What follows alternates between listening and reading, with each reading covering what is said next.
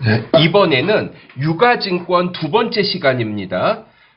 먼저 우리 설명 좀 볼게요. 만기까지 보유할 목적의 채권, 만기 보유 증권이죠. 이게 좀 인쇄가 안 돼 버렸네요. 그러면 차변의 만기 보유 증권, 대변의 보통예금으로 취득하면 대변의 보통예금, 이렇게 해야 됩니다. 그 다음에 두 번째. 우리가 단기 매매 증권의 요건 두 가지가 있었죠. 단기 매매 증권. 요건. 첫 번째로, 단기간 자금 운용 목적이고요. 단기간 자금 운용 목적.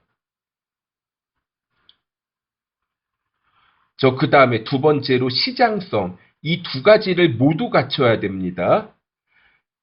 그런데 단기간 자금 운용 목적? 이거는 좀 너무 주관적이잖아요. 그래서 내가 단기간 자금 운용 목적이었다가 장기로 바꿀 거예요. 매도 가능 증권으로 바꿔주세요. 이렇게는 안 합니다. 그런데 시장성 있죠. 이거는 좀 달라질 수가 있을 것 같아요. 예를 들어 여러분들이 네이버나 다음에서 삼성전자하고 검색하면 오늘의 주가가 나옵니다. 이러면 시장성이 있다는 건데, 만약에 시장성을 상실을 해요. 시장성을 상실하게 되면, 매도 가능 증권으로 바꿔줘야 됩니다. 그럼 잠깐만 예를 들어 볼게요. 나한테 단기 매매 증권, 단기 매매 증권 500만 원이 있었는데, 이게 시장성을 상실해요. 시장성을 상실해서 매도 가능 증권으로 바뀐다고 해보겠습니다. 그리고 아무래도 시장성을 상실하니까 금액도 좀 줄어들겠죠. 그래서 한 100만 원 정도로 공정 가치가 내려갔다고 해볼게요. 그러면 이거를 먼저 두 가지 방법이 있을 것 같아요. 단기 매매 증권 500만 원을 매도 가능 증권 100만 원으로 바꾸는 방법. 첫 번째 방법.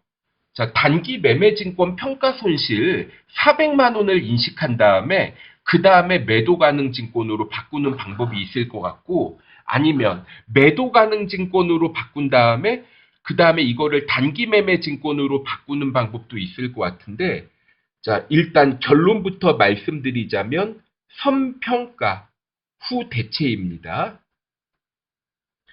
여기 제가 적어드렸죠. 그래서 먼저 단기 매매 증권 400만 원 감소시켜요. 차변의 단기 매매 증권 평가 손실 400만 원, 대변의 단기 매매 증권 400만 원. 이렇게 처리하면 단기 매매 증권이 100만 원만 남아 있겠죠. 그 다음에 이거를 매도 가능 증권으로 바꿉니다. 차변에 매도 가능 증권 100만 원, 대변에 단기 매매 증권 100만 원, 이런 식으로요. 그 다음에 3번. 매도 가능 증권 평가 손실이 기록되어 있는 상태에서 매도 가능 증권의 기말 공정 가치가 상승하면, 그러면 먼저 차변에 있던 매도 가능 증권 평가 손실을 없애주시고, 그 다음에 더 올랐으면 매도 가능 증권 평가 이익을 인식합니다. 그리고 매도 가능 증권 평가 손익은 기타 포괄 손익 누계액으로서 재무상태표에 남아 있는데요. 이거를 처분하게 되면 매도 가능 증권 평가 이익이나 평가 손실을 없애주게 돼요. 혹시 여러분들이 유형자산의 처분에 대해서 회계 처리를 할 줄 아신다고 하면 유형자산을 처분할 때 감가상각 누계액 세트로 같이 없어지죠. 매도 가능 증권 평가 손익도 마찬가지입니다. 그러면 이거하고 이제 관련해서 보도록 할게요. 문제풀이 1번. 만기까지 보유할 목적으로 만기 3년인 채권을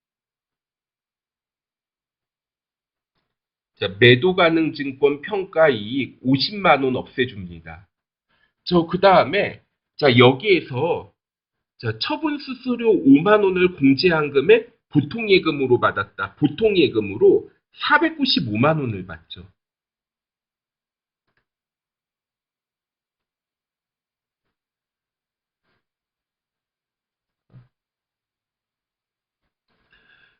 그러면, 자, 비교 한번 해볼게요. 차변합계와 대변합계. 자, 이거 그냥 사실 저는, 95만 원 처분이익 나올 것 같은데, 차변에 50만 원 더하기 495만 원을 하면, 차변합계는 545만 원이고, 그럼 대변에 매도 가능 증권 450만 원 빼면 95만 원이 되죠. 매도 가능 증권 처분 이익이 됩니다.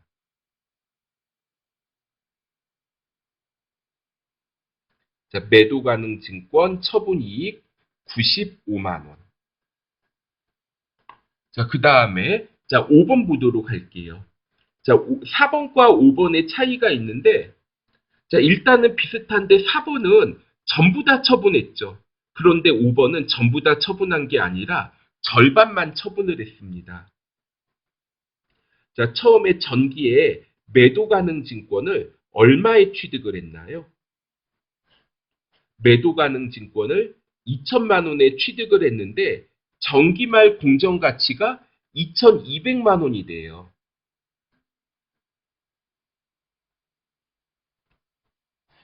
그러면 차변에 매도 가능 증권 200만 원, 대변에 매도 가능 증권 평가 이익 200만 원 이렇게 처리를 할 겁니다. 그런데 절반을 처분했으니까 2,200만 원의 절반 대변에 자, 매도 가능 증권 1,100만 원. 그리고 매도 가능 증권 평가 이익도 절반이 없어져요. 차변에 매도 가능 증권 처분 이익, 평가 이익, 매도 가능 증권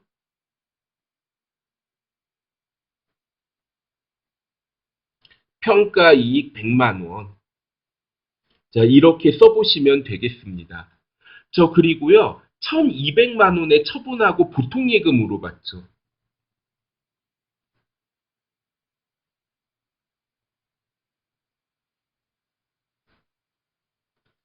차변에 보통 예금 1,200만 원을 받습니다. 그러면 자, 대변에 매도 가능 증권 처분 이익은 200만 원이 되겠네요. 매도 가능 증권 처분 이익은 결과적으로 그러면 취득한 금액, 자, 처분한 금액에서 취득 금액의 차이만큼 계산이 되겠네요. 자, 이거 2천만 원에 취득했죠. 그럼 이거 절반이면 1,000만 원에 취득한 거잖아요. 그런데 1,000만 원에 취득했던 부분을 1,200만 원에 파니까 처분하니까 매도 가능 증권 200만 원 이런 식으로 계산이 되겠습니다. 자, 여기까지 유가증권 두 번째 시간 해봤고요. 다음에는 투자자산에 대해서 볼게요. 그러니까 사실 매도 가능 증권도 투자자산인데 자, 여기 유가증권을 제외한 투자자산이라고 생각하시고 자, 대비를 해주시면 되겠습니다. 자, 수고하셨습니다.